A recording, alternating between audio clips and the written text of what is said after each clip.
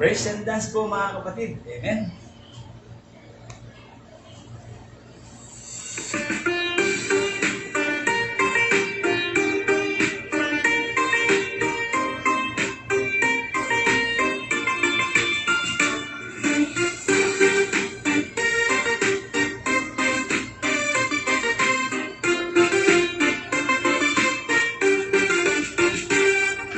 Nagtitipon ang mga kapatid sa iglesia.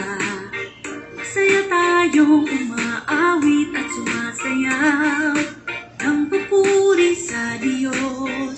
Purihin ang Diyos na nagkatawang tao at pumarito sa mundo para ipahayag ang katotohanan at iligtas tayo.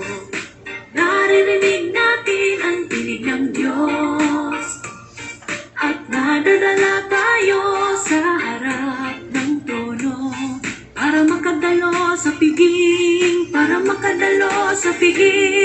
Tinatamasan natin ang mga salita ng Diyos at namumuhay tayo sa harap niya nang may masayang awitan at tawanan. Ito ay walang katapusang kagalakan.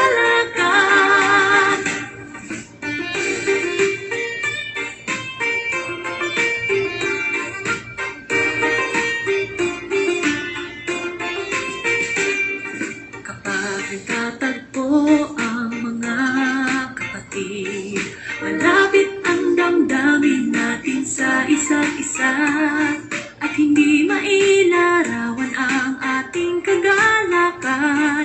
Nagbabahagi na tayo sa mga salita ng Diyos at nagbabahagi ng ating mga pagtotoo. Labis na nagagalak ang ating mga espiritu sa pagkaunawa sa katotohanan. Walang mga ritual, walang mga regulasyon, lahat ay malaya at napalaya. Tinatamasan natin ang mga salita ng Diyos at namumuhay tayo sa harap niya nang may masayang awitan at tawanan. Ito ay walang katapusang kagalakan.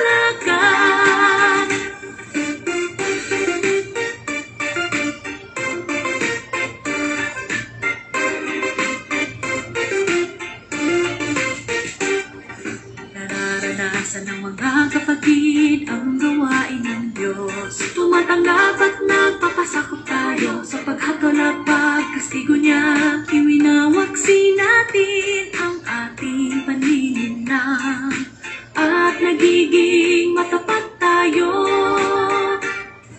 Minamahal natin ang isa't isa ng walang hadlang. Nagpapasakop tayo sa katotohanan at hindi kumikilos batay sa mga damdamin. Sa pamamagitan ng paghatol, nalilinis ang ating kasiwalian. Tinatamasan natin ang mga salita ng Diyos at namumuhay tayo sa harap niya nang may masayang awitan at tawanan. Ito ay walang katapusang kagalakan.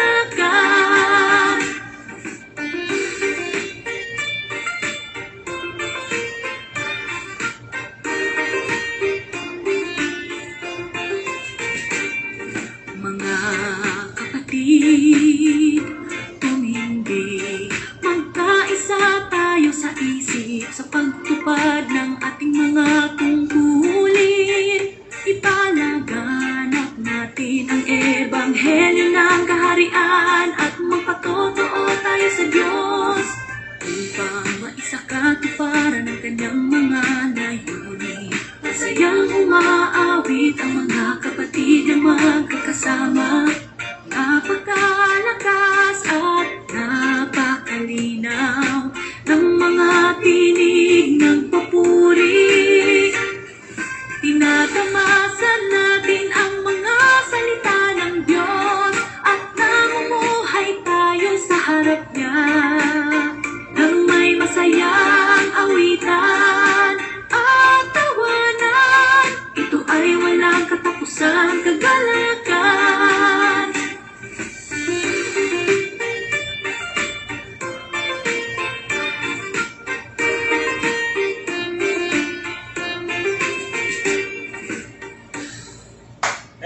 mga kapatid. Yan, God po.